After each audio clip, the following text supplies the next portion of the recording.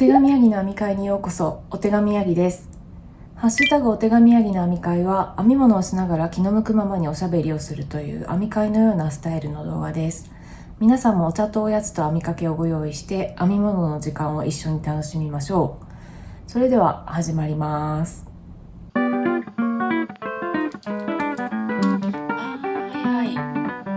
てたらテンション上がるやつですよね。なんちゃらハートが燃えてますね。残念っていう感じなんですけど、ありがとうございます。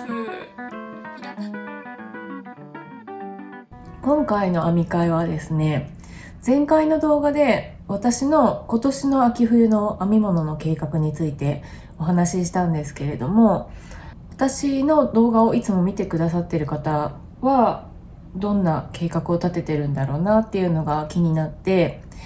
インスタグラムのアンケートで今年の秋冬どんな編み物の計画を立てていますかっていう質問をしてみました。今日はその回答を読みながらおしゃべりしていこうかなと思っています。よかったら最後まで見ていってください。はい、ということで私が今日編むのはこちら。これ前回ご紹介したので、詳しくはそちらの動画を見ていただけたらと思うんですけれども、カミラ・バットさんの、マグノリア・ブルームっていうセーターですね。これを今袖分けして、もうボディのところをぐるぐる編んでいくだけの状態になったので、今日はこれを編みながらおしゃべりしていこうと思っています。ということでですね、少し前になるんですが、インスタのストーリーの方でフォロワーさんに向けて、この秋冬どんなもの、どんなパターンを編みたいと思っているとか、あるいはどんな毛糸を買おうと思っているだとか、もしくは編み物のイベント行く計画があったりするのかなっていうのをストーリーの方で聞いてみたんですよ。なので今日はその回答を見ながらおしゃべりしていく感じなんですけど、この動画を撮り始める前にさらっとそのくださったコメントを見てたんですけど、結構いろいろ私の知らないパターン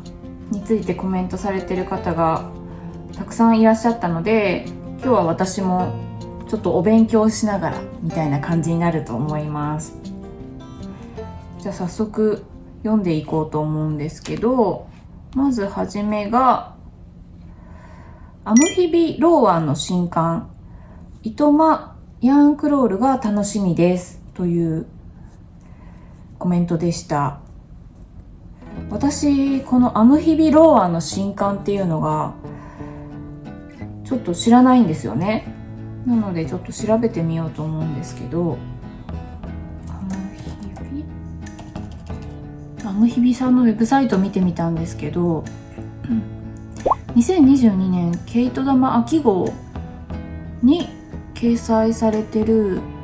パターンのことなのかな。もしかしたらこのことなのかな。ちょっと今アムヒビさんのインスタグラムを見てみたんですけど、ベリシモのクチュリエっていうハンドメイドの通販、キットの通販みたいなのがあるんですけど、それからアムヒビとローワンのコラボのキットが出されてるみたいですね。何種類かあるんですかね、これ。なんかバイカラーのカーディガンみたいなのとか、ベストじゃない、グラニースクエアのブランケットとかの写真が載ってますね。めっちゃ可愛いですね。これのことを言ってるんでしょうかね。カーディガンとサイドオープンベストを掲載してるんだそうです。いいですね。私アムヒビさんの本とか買ったことないんですよね。いつも可愛いなって思うんですけど、なかなか自分にはもしかしたら似合わないんじゃないかという不安でまだ買えてないんですけど、すごい人気で、本の表紙の編み込みのプルオーバーとか編んでる人いっぱいいますもんね。このキットも人気出そうですよね。しかもローワンの糸なので、ローワンののぞみっていう糸を使うっぽいですね。これは聞いたことないです。どんな糸なんだろう。見た感じモヘアっぽいふわふわっとした軽そうな糸ですけどね。へえ、この方はそれを編もうと思ってるのかな。あとは糸間とヤンクロールが楽しみです。糸間とヤンクロールに参加予定なんですね。私も今年は糸間とヤンクロールどっちも行く予定です。どっちももう出店するお店の情報とか出てるので結構チェックしてるんですけど、すごい楽しみですよね。で、次の方が、この方はアメリスさんのマイキーで読み方合ってるのかな。アメリスさんのマイキー、三國真理子さんの新潟挑戦予定です。ウェアはまだ選べていませんということでした。ということはこの2つはどちらもウェアじゃなくて何かショールとかなんでしょうか。どっちも知らなかったので、これもちょっと今調べてみようと思います。はいはい、これはラベリーで見たことありましたね。フーディーですね。これかわいいですよね。頭にかぶっても下ろしても可愛いサイズ感のフーディーで、風が入らないようにコンパクトに頭に沿う形で紐がついてキュッて締めれるタイプなんですね。なんか去年一昨年とバラクラバ流行りましたけど、私あれ使いこなせる自信がなかったのでバラクラバはまだ一回も編んだことがないんですよね。でもこういうフードみたいな形だったら挑戦しやすそうですよね。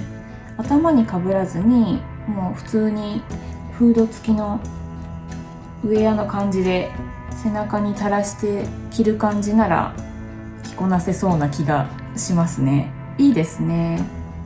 これを編む予定なんですね。まず1個目が。で次が三國真理子さんの新潟っていうのも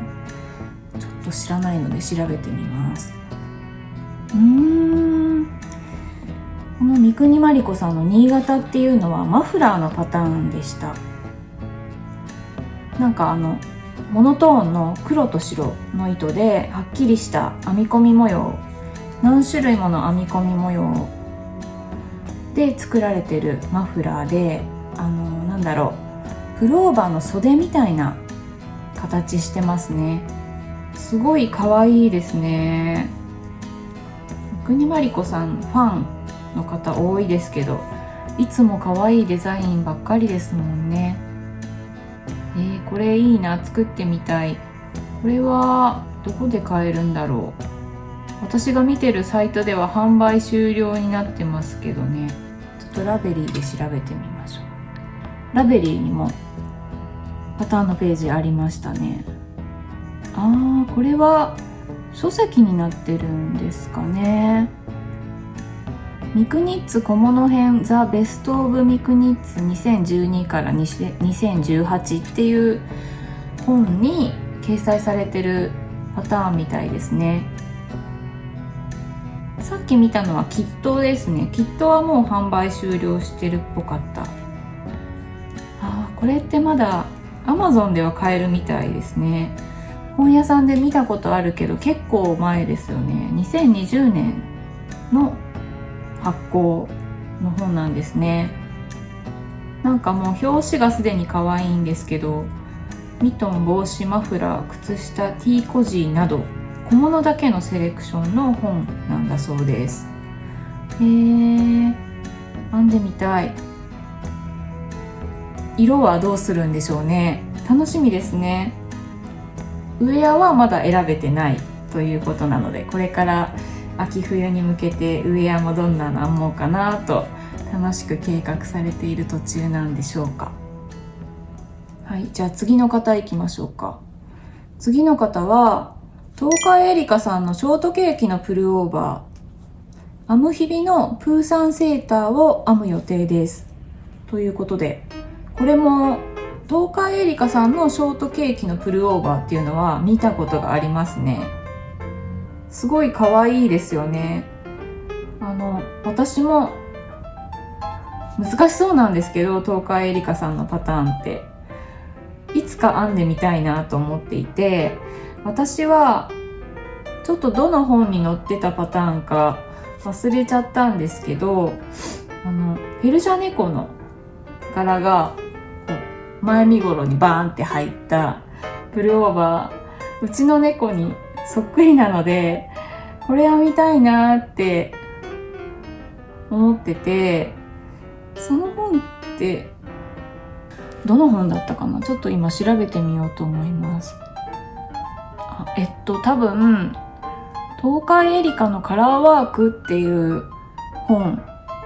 に載ってるパターンみたいですね。なんかこれ編みたいなって思っていたのが去年の秋冬だったんですね。ちょうど東京ヤーンクロールの時期で、下北沢のパピーさんのお店に行った時に、なんかその東海エリカさんのいろんなデザインのキットがいくつかお店に置いてあって、もしかしたらペルシャ猫のやつないかなと思って探したんですけど、もうなくて、その時にお店の方に聞いたら、もうパターンは指定になっている糸が廃盤でキットはなくて、でこの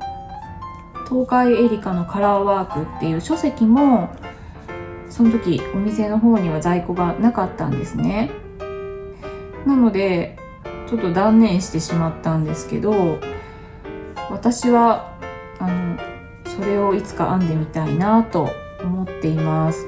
ショートケーキのやつもめっちゃ可愛いですよね。あれも着てたらテンション上がるやつですよね。私ケーキの中ではいちごショートが一番好きなので、あれもいつか編めたら編んでみたいですね。あとは編む日々さんのプーさんセーターっていうのがあるんですね。知らなかったので、これも今調べてみようかなと思います。これだ。編む日々ニットブックセカンドに載ってるパターンなんですね。ザ・プーズレターセーター。なんかプーさんの絵柄ではなくて、なんか文字が入ってるんですね。なんて書いてあるんだろう。プーさんの格言が載ってるんですね。Doing nothing なんて読めない。何もしないをすることはいつも最高の何かにつながるんだよっていう映画の中のセリフが使われてるんですね。おしゃれですね。さすが編む日々さんですよね。これはなんかもう分かりやすく熊の柄とかじゃないので、結構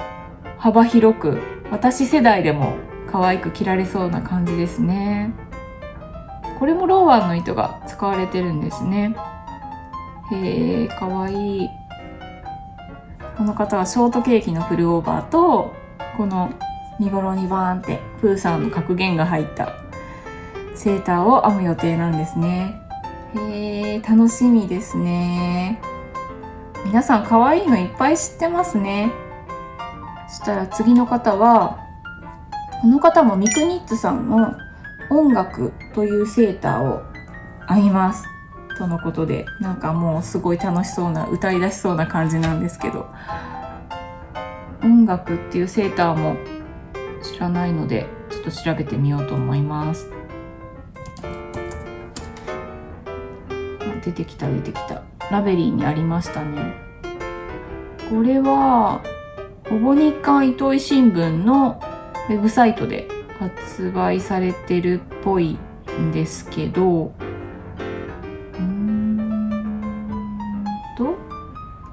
2023年に発売されていたものなんですね。今あるのかな。2024年版のウェブサイトもあったので見てるんですけど、やっぱ過去のものは載ってないっぽいですね。今年のもすごい可愛いですけどね。この音楽っていうプルオーバーはアラン模様、結構ゴージャスなアラン模様なんですけど、ちょっとやっぱり三國さんらしいというか、一工夫、一癖ではないんだけど、すごい可愛いですね。あまり見ない感じのアラン模様になっていて、すごい可愛いですね。これは編んでみたいけど、もう買えないっぽいですね。今年のミクニッツ、今年は9月12日と10月17日と11月21日にキットの販売があるんですね。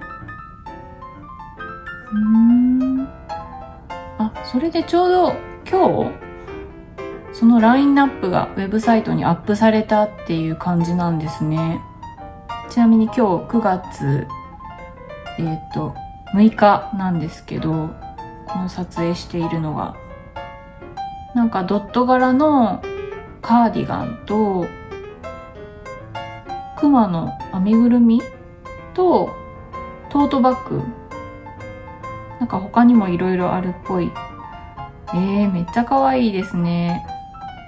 この音楽っていうセーターはもう再販してくれないのかな。私すごい編みたいなって思いました。はい、そしたら次の方は、寒がりのお友達にあげるセーター、雪山のセーター、その他無限に編みたいものがあります。わかりますよ。無限に出てきますよね。本当に。で、今年はその中でも選ばれたのが雪山のセーターっていうセーターなんですね。これはどんなパターンなのかな。ちょっとこれも知らないので調べてみましょう。出てきましたね。これもラベリーに載ってました。岡真理子さんのデザインのプルオーバーなんですね。ヨークのところではっきり上と下で2色に分かれていて、サンプルでは上が白で下がネイビーみたいな色味で、その境目にカラーワークが入っていて、その2色でだんだん下に向かってアラン模様みたいな模様が現れてくるような感じのウェアになってますね。袖がパフスリーブですごい可愛いですね。こんなのもあるんですね。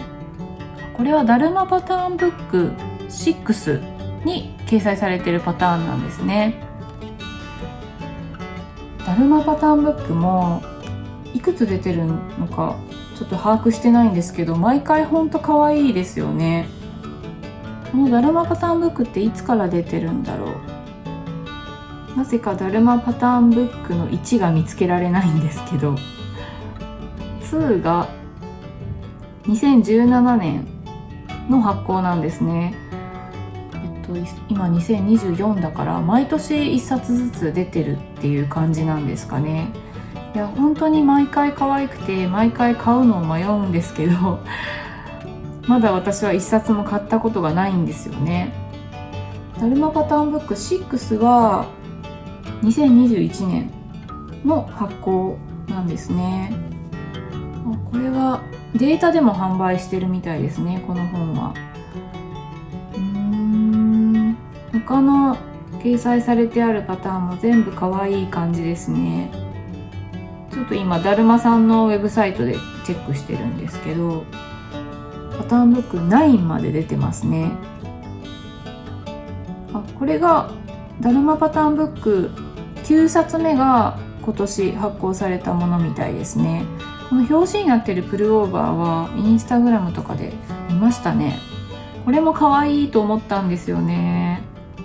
この付け襟もなんか編みましたって早速編んでる方の SNS での投稿を見たような気がしますね。可愛い。いつかどれか買ってみたいですね。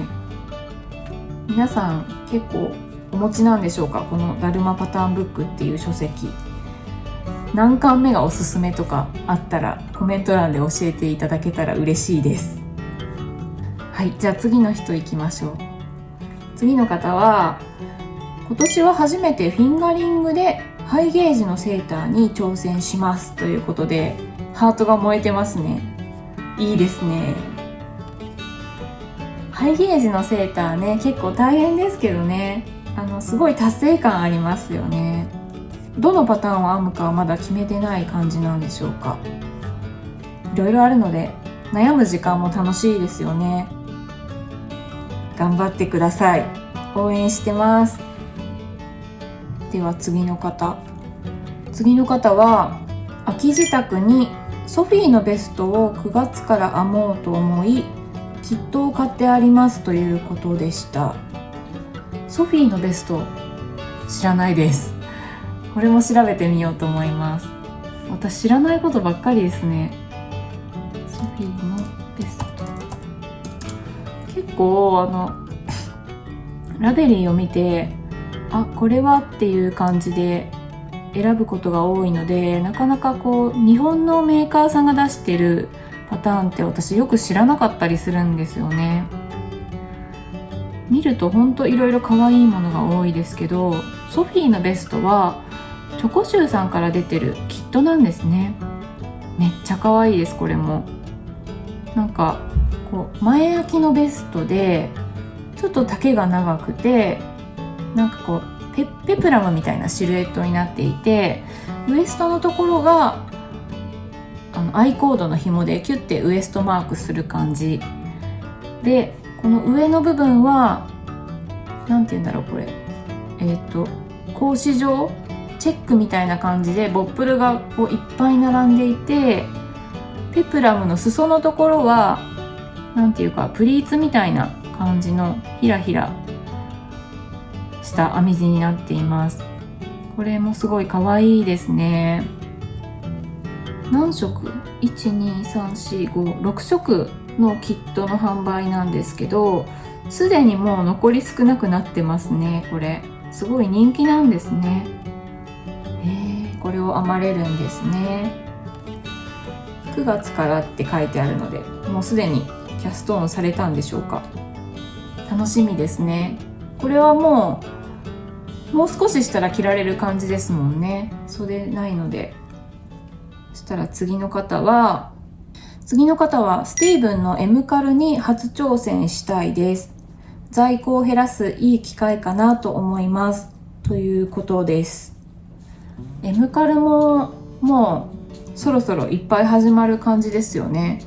スティーブンの M カルは本当ファンが多いし、始まったら盛り上がってる感じですよね。今年はなんだっけ、55なんちゃらでしたよね。55ダイナモだ。今年はどんなデザインなんでしょうね。なんかすごい可愛い、なんて言うんだろう、北欧っぽいアイコンっていうか、なんか画像になってますけど、ちなみにスティーブン・ウエストさんは今年で15回目になるんですね。このミステリーカル55ダイナモってどういう意味なんでしょうね。なんか確かアミリスさんからも毛糸のバンドル出てましたっけ。いろんなところからこれから続々とこのカル用の糸のセットの販売が始まるんでしょうね。楽しみですね。この方は在庫を減らすいい機会って書いてあるので、広報の糸をたくさんお持ちなんですね。選ぶ楽しみもありますもんね。この時期のこのミステリーカルってまだ1回も参加したことがないんですよね。いつも楽しそうだなって眺めてるだけなんですよね。いつか参加したいなと思います。はい、じゃあ次の方行きましょう。次の方は、モヘアで何か編みたいんです。逆におすすめあれば教えていただきたいです、ということでした。モヘアで何か編みたいということだったんですけど、モヘアのウェアもね、探すといっぱい出てきますもんね。私が自分で編んだ中で一番気に入ってるのは、一番最近編んだ野口智子さんのローアンの糸で編むニットっていう本に載っていたシースルーっていうフルオーバー、あれは気に入ってますね。あとはちょっとこれは出来上がりのサイズが大きすぎちゃったんですけど、リファインドニットウェアさんのフンガスゼータっていうパターンも、これもすごい気に入ってます。可愛いんですよこれ。なんかV ネックのカーディガンを途中でこうつなげちゃったような見た目のプルオーバーなんですけど、このネックラインがすごい可愛くて気に入ってます。自分で編んだ中から言うとそのぐらいかな。お気に入りにはいっぱい入ってるんですよね。ちょっとね、さっきも言ったんですけど、日本のメーカーさんが出してるパターンは私あんまりよく知らなくて、おすすめが言えなくて、もしかしたら参考に全然ならないかもしれなくて申し訳ないんですけど、ラベリーに登録されてるパターンの中から私がお気に入りに入れてて、今後編みたいなって思っているのをいくつかご紹介すると、プチニットさんのアグネッテカーディガンでいいのかな、読み方。アグネッテカーディガンっていう、これ多分ブリオッシュの編み地のカーディガンですね。とか、すごいこれはもう本当に有名なやつなんですけど、ジョージーさんのデザインのエルトンっていうね、こうモヘアとフィンガリングでこうシースルーな感じの縞模様の編み地のカーディガンとか、あとは何だろう、あとポープバーガラさんのドラゴンスケールズっていう、この間編み物の計画の動画の中でこれのシリーズのショールを編みたいっていうお話をしたんですけど、プルオーバーのバージョンもあって、こうちょうどね、ここの部分がモヘアの編み地になっていて、ちょっと透け感があるっていうプルオーバーがあるんですけど、これもすごい可愛いなと思っていたり、あとこれは編もうと思ってパターンを購入したやつなんですけど、シャンディエカーディガンさんっていうデザイナーさんのジレアマゾニーっていうパターンもすごい可愛くて編みたいなと思っています。これはモヘア2本取りで編んでる、なんかこう透かし模様がすごいゴージャスに入ったカーディガンで、この前立てのところがなんか多分かぎ針編みだと思うんですけど、スカラップみたいになってるんですね。すごいロマンチックな、ちょっとヴィンテージ感のあるデザインのカーディガンですね。これ編みたいなって思っていたりします。そんなところですかね。なんかね、編みたいなってすごいときめくパターンに出会えたらいいですね。まだまだこれからなので、秋冬いろいろ探してお気に入りを見つけてください。はい、ちょっと話長くなっちゃいましたね。じゃあ次の方なんですけど、次の方は、ヘルガイサガーさんのステッチーズを風糸ブックスさんから購入したので、どれか絶対編みたいですということでした。ヘルガイサガーさんのステッチーズから私も編みたいっていう前回の動画で、このチリーっていうカーディガン編みたいなと思っています。風糸ブックスさんから購入したっていうことなんですけど、私はこの風糸ブックスさんちょっと知らなかったので調べてみようと思います。カザーイトブックスさんでした。ウェブサイトがありました。ここはどういうお店なんでしょうね。手芸クラフト系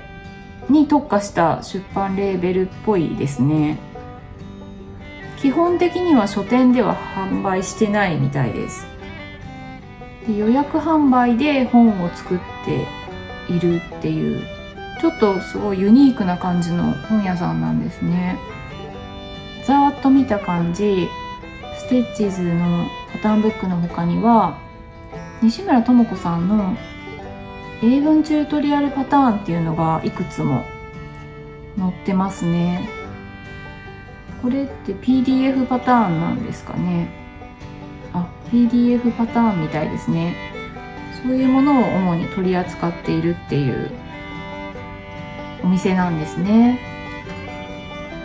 そこで購入されたんですね。編み物ステッチズはこの9月に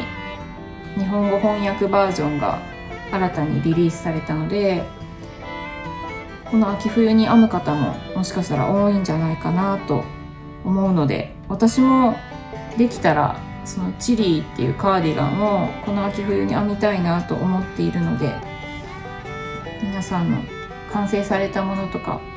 見れるのかなと楽しみにしています。はい、じゃあ次の方に行ってみましょう。ヘーゼルカーディガンモチ糸でと考えていましたが、なぜか今朝糸を注文してしまいました。そうですか、ありますよ。なぜか糸注文してしまう現象ね。ありますあります。ということはこのパターンのキット、キットじゃないか、糸を注文したって書いてあるもんね。ヘーゼルカーディガンってどんなやつなんだろう。ちょっとお寄せくださった中で知ってるものが全然ないっていうこれかな。手芸アトリエフィルさんっていうお店でのキットの販売を見つけたんですけど、ちょっともう終わってますね。なんかインスタグラムの方にも見つけることができたんですけど、多分これだと思うんですけど、もみのきヤーンさんとユニーククラフツさんとのコラボのキットで販売があったんですね。ということはこのキットを購入されて、その糸で編もうと思ってたけど違う糸を買ったっていうことなのかな。このカーディガンすごい可愛いですね。なんかこの前立てのところがケーブル模様がこうまっすぐに入っていて、ラグラン線とか裾のところもちょっとユニークな模様になっていますね。こんなのもあるんですね。このパターン9月6日にラベリーで発売予定ってなってますね。ラベリーにあるのかな。ありますね。ちょうど今日リリースされたばっかりなんですね。へえ。でもまだラベリーでは買うことができないみたいですけどね。かわいいですね。もみのきヤーンのジャーマンメリノっていう糸が指定になってるみたいですね。へえ、楽しみですね。はい、じゃあ次の方のコメントは、糸間に参戦予定ですという、すごくウキウキした感じのコメントになっています。私も参加する予定です。去年は一回お休みしたんですよね。私は東京ヤーンクロールの方に初めて参加したくて、いっぱい買い物しようと思ったので、ちょっと糸間は一回お休みにしたんですね。なんですけど、今年は糸間もヤーンクロールも行きたいんだけど、東京ヤーンクロールの方は全部回らなくていいやって思っていて、今年から初参加のお店とか、去年行ってみてよかったなって思ったお店だけちょこちょこ参加しようかなと思っているので、その分糸満にも参加したいなと思っています。毎年楽しみなイベントですよね。でも今年は糸満に出店するお店は確かもう発表されてたと思うんですけど、結構常連さんなお店も多いんですけど、初めて見るなっていうお店もいくつかあるんですよね。皆さんもどのお店に行こうとかっていう計画もすでに立ててるんでしょうかね。私まだまだ行きたいお店が絞りきれてないというか、全部回ると思うんですけど何買おうかなとかっていう計画はまだ全然立てていないんですけどね。楽しみですね、今年も。ということで、次の方も今年は糸満1日目に参戦したいですというコメントですね。1日目に。そうですよね。私も毎回あんまり時間が遅いと欲しいものが売り切れちゃうんじゃないかなと思って、いつも早い日にちと早い時間になるべく予約するようにしてるんですけど、今年はちょっとどうしようかなと考えていて、というのも糸満じゃないんですけど、去年東京ヤンクロールに参加した時に吉祥寺のチャピーヤンさんのポップアップショップに行った時に、なんかいつもチャピーヤンさんっていろんなイベントで出展されているんですけど、どこに行ってもすごい大混雑でなかなか見れないんですね。それがどういうわけか、その東京ヤンクロールのポップアップショップの時は全然混雑してなくてスムーズに入れてゆっくり見れたので、あれすごいどうしたんだろうって思ったんですよね。で、話を聞いてみたら私が行った日は2日目だったみたいで、やっぱり初日はいつも通りの大混雑だったらしいんですね。そう言われてみると、なんか展示してある糸の数もちょっと少なめだなとか、あとキットも全然ほとんど売り切れてたりとかしたので、ああそういうことかって思ったんですけど、でも私その時に結構時間かけていろいろ吟味して物色して、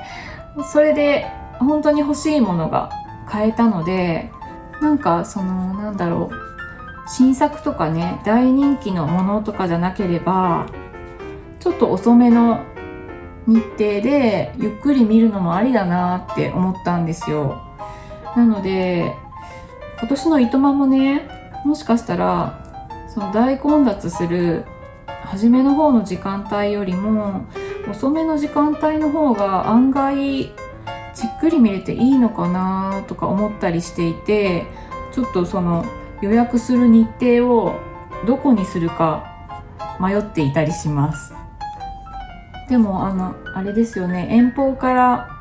来る人とか、もう欲しいものが人気の商品で絶対手に入れたいっていうような方は、やっぱり早めの時間帯がいいんでしょうねっていう感じです。はい、じゃあ次の方なんですけど、モヘアでウェアの何かを編みたいです。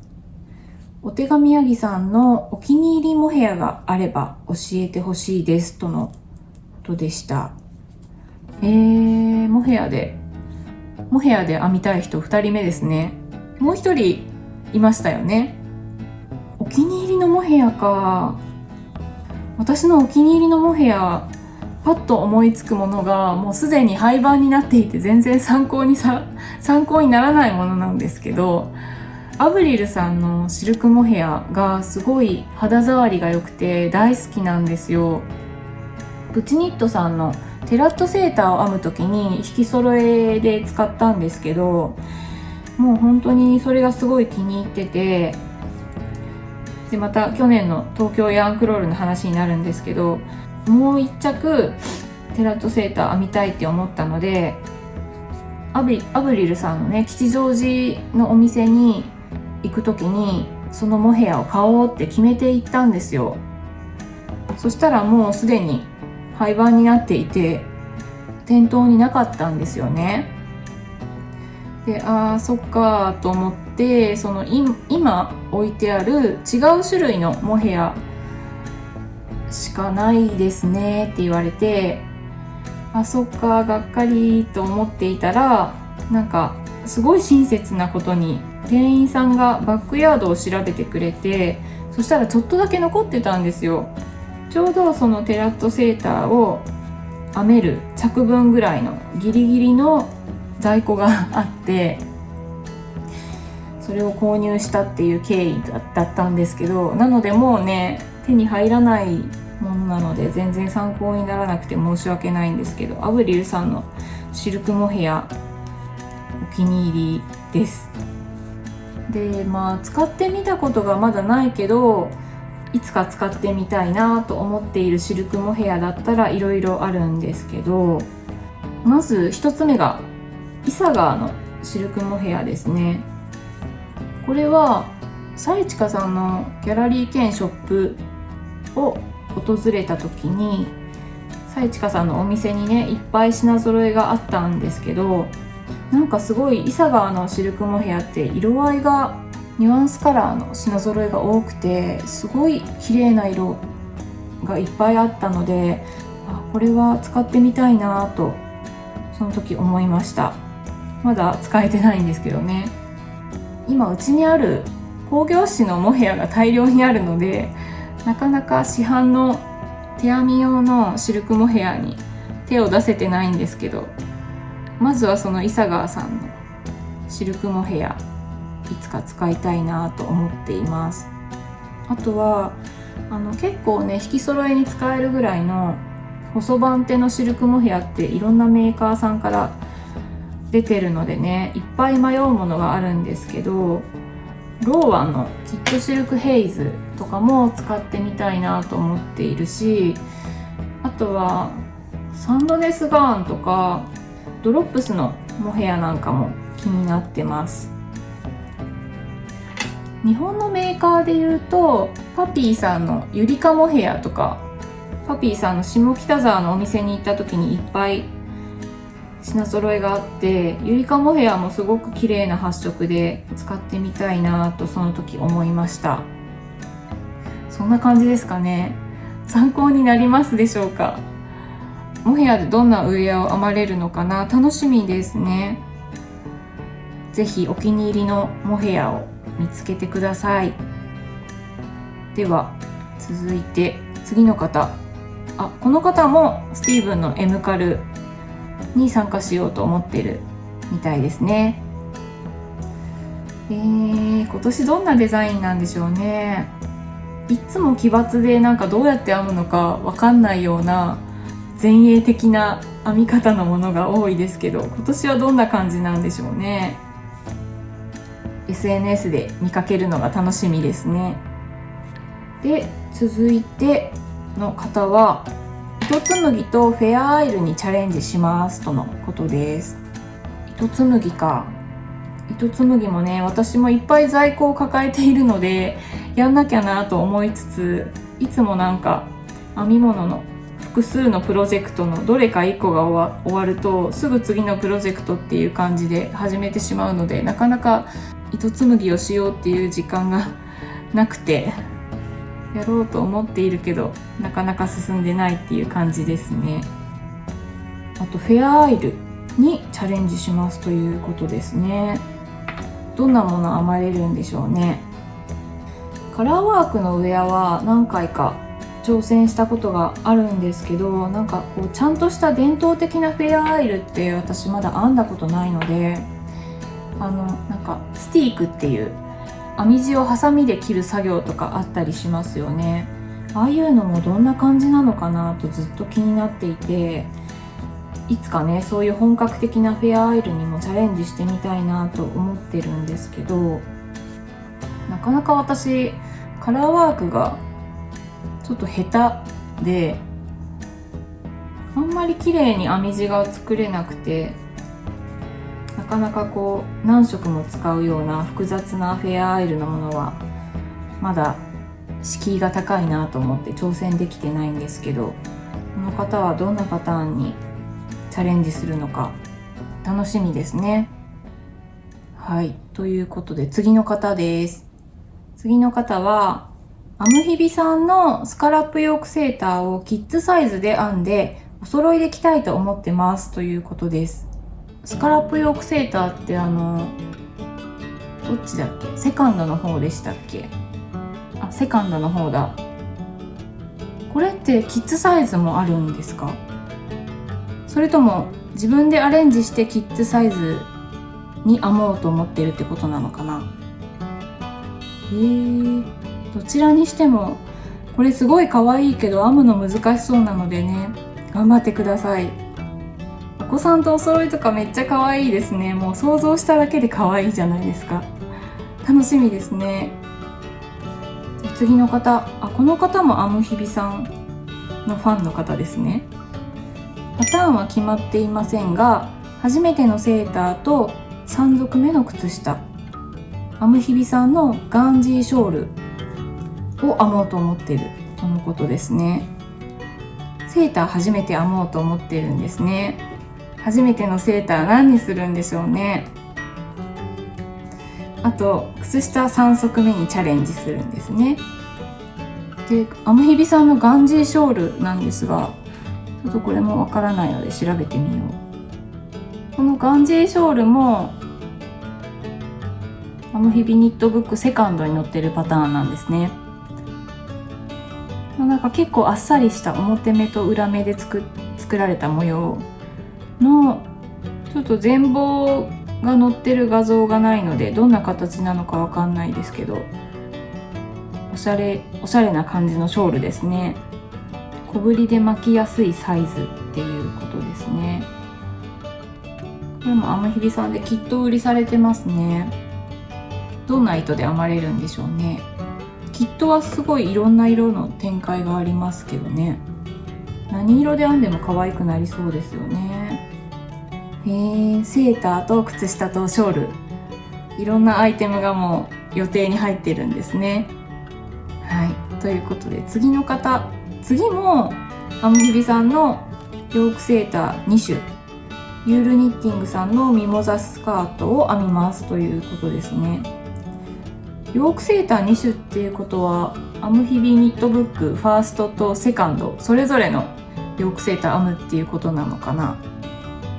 あとはユールニッティングさんのミモザスカートですね。今年出たパターンでしたよね、確か。私ユールニッティングさんのミモザセーター編んだんですけど、その少し後にこのミモザスカートも出されて、セットアップ可愛いなと思ったんですけど、私が使った糸が工業紙で、もうスカート編むほどの量は余ってなかったので、同じ糸でお揃いで編むことができなくて、残念っていう感じなんですけど、ミモザスカートを編むってことは、この方ももしかしたらミモザセーターをすでに編んでいるのかもしれないですね。セットアップいいですよね。あと違う糸で作ろうかなということですね。はい、じゃあ次、この方で最後ですね。ひなたミトンを子供に編みたいです。ありがとうございます。ひなたミトンは私が出した今のところ唯一のオリジナルのパターンですね。嬉しい。ってことはパターン購入してくださったんですね。ありがとうございます。子供さんに編みたいんですね。そうなんですよ。頑張ってお子さんのサイズから